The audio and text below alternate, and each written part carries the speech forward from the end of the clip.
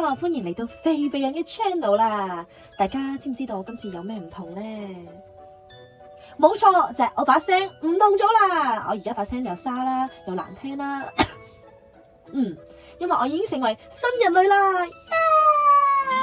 咁我而家係咁咳咧，就係因為經歷緊呢個長新冠嘅症狀啦。咁就係會成日乾咳嘅，會氣管敏感咁樣啦。但係亦都伴隨住一啲濃痰嘅。除咗睇中醫呢啲咁正式嘅方法之外咧，我都有啲唔正式嘅方法介紹俾大家。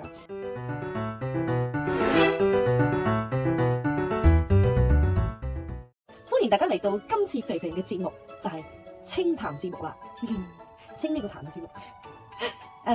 我自己咧瞓下覺咧，會無啦啦有時會痰上嘅，咁所以就點算咧？啲痰塞住咗，搞到咧會失眠，因為呼吸困難，咁我瞓唔到。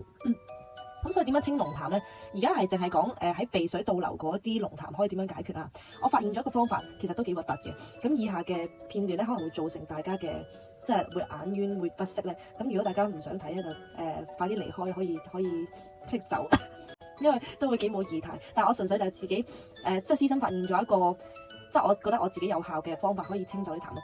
咁就第一個 step 咧就係好，因為你瞓喺度噶嘛，咁你瞓喺度嘅時候咧，有時係好用力咁樣索個鼻，跟住第二步咧，因為啲痰已經落咗去個喉嚨度啦。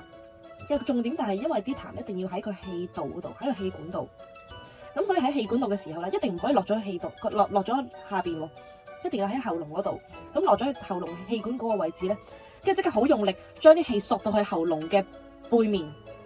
我而家示範一次，跟住將一啖痰推出嚟，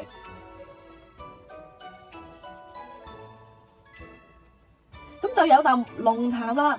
我已經攞到一啖，不過真係係有啲冇儀態先。拍呢條片其實都幾有勇氣，我都覺得都冇儀態。不過算啦，我平時識開我啲 friend 都知我